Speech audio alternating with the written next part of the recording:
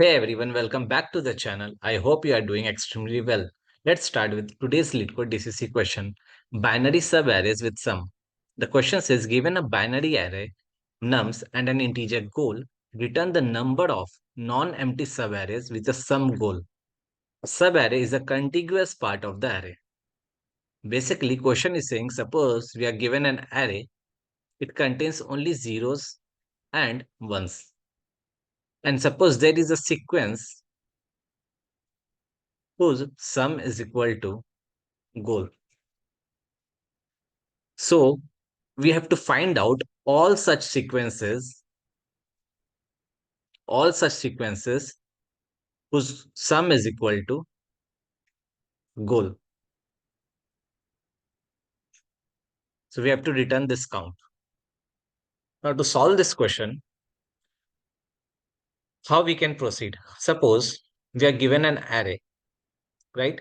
And from the beginning, if we do a summation of all the numbers, it contains zeros, ones. And from the beginning, suppose at a point, if the total sum is, let's suppose 7, and goal given to us is, let's suppose 2. Now, since from the beginning, at this point, the sum is 7, and but the goal is 2. So can we say if I subtract 5 from this 7, that means we will get 2. That means if somewhere in the past, if I would have got a sum 5 somewhere from the beginning, then we can say this sequence sum is equal to 2. Now suppose we have got another 5. At this point also the sum was 5 from the beginning. Then can we say this sequence is also equal to 2? The sum is equal to 2. So basically, that means we got how many sequences? One sequence and two sequence. Basically, suppose if I am given an array and at this point, if the sum is 7 and if goal is, let's suppose a value x. Now, can we say if previously at any point, if I would have got 7 minus x, suppose there are 3 instances where I got 7 minus x as a total sum from the beginning. From the beginning, I got 7 minus x, right? So can we say there will be 3 sequences, 3 such subsequences, which start at some point and end at this point? Basically, if I have a count of 7 minus x, which is equal to 3 in this case, that means this indicates how many times we have got 7 minus x as a sum from the beginning.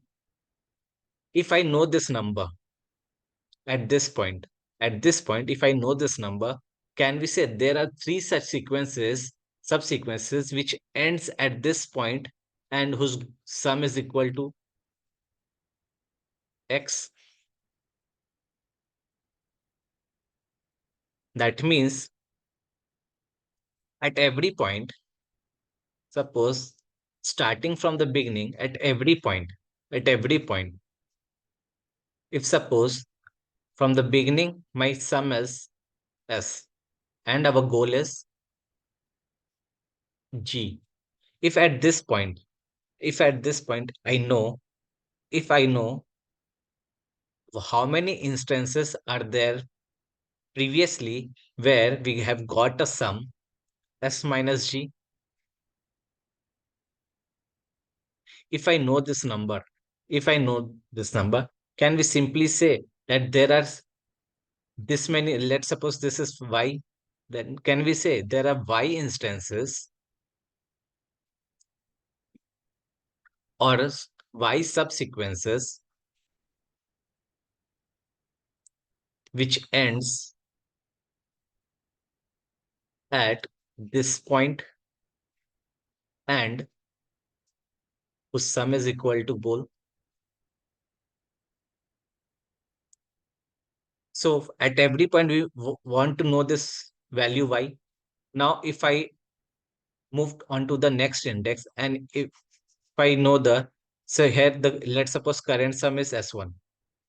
So at this point also, we want to know the number, how many times there in the previously, how many times we have received a total sum of S1 minus G. Again, if I know this number, let's suppose it's Y1, we can say that there are Y1 instances, Y1 subsequences whose sum is equal to goal ending at this point. So basically, can we say we can add for all this index, if I got the sequences like Y0, Y plus Y1 plus Y3 till Yn, if I add all this count, we can say there are this many subsequences whose sum is equal to goal. Now let's take a small example and see. Let's suppose our array nums is given as 1, 0, 1, 0, 1, 0, 1, 0, and 1. And let's suppose the goal is 3. Now at this point, so what we will do the summation of the numbers starting from the beginning. So at this point, the summation will be 1. Now, at this point, what I want to know? I want to know if there are any such instances in the past where I have got a sum of what? 1 minus 3, that means minus 2. So I will see that there are no such instances in the past where I've got a sum minus 2. That means there are no such instances. That means we have 0 subsequences ending at this point. Now we will move on to the next index. Now the total sum is again 1. Again, we will see what we want to know. How many times we have got 1 minus 3, that is minus 2, as a sum in the past. Again, we will see we don't have anyone, no such instances. Again, the sum will be 0. Now we will move on to the next. Now it's 1, 0. Now it's 2. Now at this point, we want to know if in the past whether we have got 2 minus 3, that is minus 1, as a summation from the beginning in the past. Again, we can see we haven't got. So again, there is no such subsequences. At this point, again, it is 2. Same with this case. Now, at this point, the sum is 3. If the sum is 3, what I need to find out? Sum 3 minus goal, that is 3 minus 3, 0. Whether in the past, whether I have got a sum as 0 anytime. If we see when we haven't added any number, that means the sum was 0. If sum was 0, that means there is one instances where the sum was 0. We can say that from here till here, there is one subsequences where sum is equal to goal. If we see the summation of 1, 2, and 3, yes, the sum is equal to goal. That means we have one instances. So we will keep on adding the instances like this. Now moving forward, now again the sum is 3. So what we will see, again we will see 3 minus 3 equal to 0. So yes, we have one instances. That means again we have one more subsequences, 1 plus 1. If we see, starting from here till here it was 3. Adding 0, it will not impact the sum. So again there is one more subsequences. That's why we got 2. Now moving forward, now it is 4. So what sum will be required? 4 minus goal, that is 4 minus 3 is equal to 1. So we'll see how many times we have got 1 in the past. If we see, there is 1 time, 2 times. That means 2 times in the past we have got 1. That means there are such subsequences ending at this point, whose sum is equal to goal. That means at this point, There are 2. Now moving forward, again it is 4. The total sum is again 4. That means sum which we need to find is 4 minus goal, that is 4 minus 3. Again it is 1. So we have already seen there were 2 such instances. So again we will add 2. Now again adding 1, now it is 5. So now which sum we need? 5 minus goal, that is 5 minus 3, that is 2. So we will see there were 2 such instances, this one and this one, where the total sum from the beginning was 2. That means there are 2 such subsequences ending at this point whose sum is equal to goal. So again we will add 2. Now there is no more numbers. So at the end of the array, we can see how many sequences we got. 2, 2, 4, 5, 6, 7, and 8. That means there are 8 such subsequences whose sum is equal to 3. So in this way, so we cannot iterate the array and we find how many times we got 1, how many times we got 2. So for that, what we can do?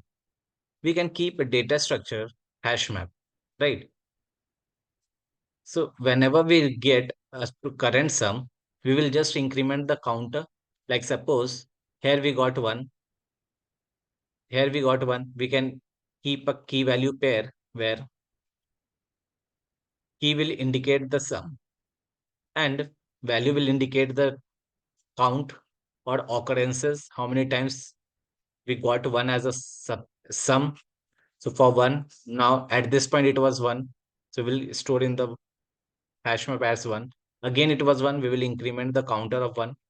Now it was 2, that means 1 time. Again it got 2, that means we can increment the counter to 2. So in 3, for the first time, the value will be 1. Again we got 3, that means the value will be 2. Now whenever we want to search how many times at a current point, we want to search how many times in the back. In the back means whatever we have stored till now, in that only we want to check. So we can easily check. So if the target is suppose in this case, if the target was -2, we can easily check whether that map contains -2 or not.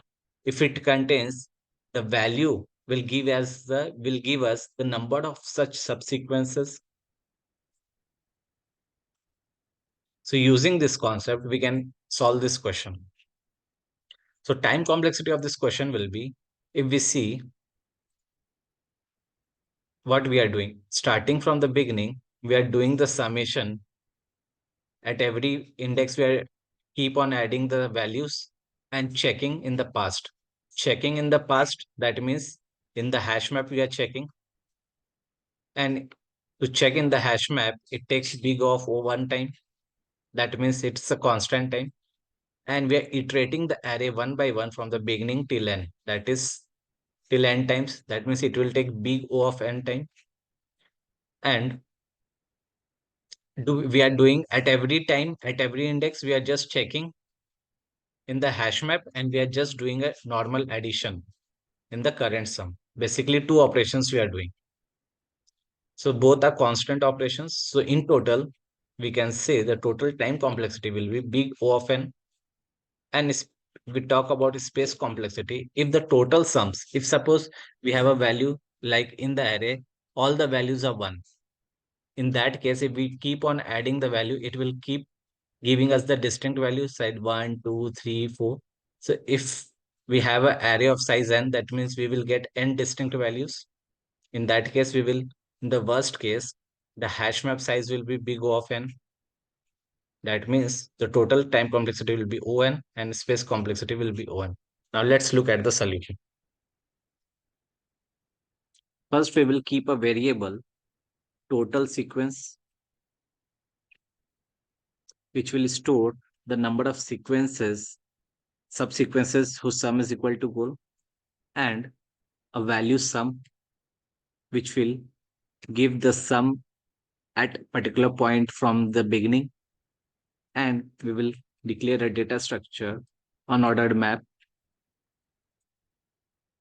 which will store the frequency of each of the sum we have got in the past. So So starting from sum equal to 0, when we haven't added anything, that means at least we have a sum of 0. That means if UMP of 0 equal to 1. Now what we will do, we will iterate our array, and at every point we will add the current value to the sum variable.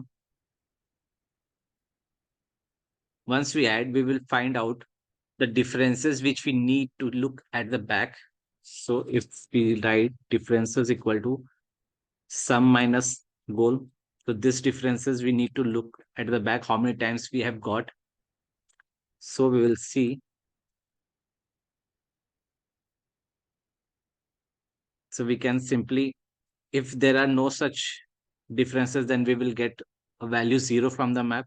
So we can simply add total sequence equal to plus equal to. From the UMP, we can find out whether we have these differences. If there would have been a differences, then we will get the value as a value, how many subsequences we have from the value. Once it is done, we can return the total sequence. And after every operations, after every iterations, we have to push that value in the map also, that sum. Now we can return the total sequence. So in this variable, we will store all the subsequences where sum was goal. Now let's try to run the solution.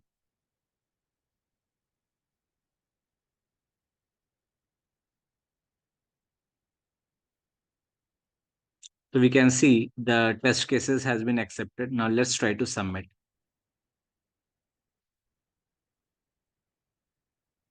So the solution has been accepted. I hope the problem statement and the solution is clear. If you have any questions or doubts, mention in the comments below. See you in the next video. Thank you.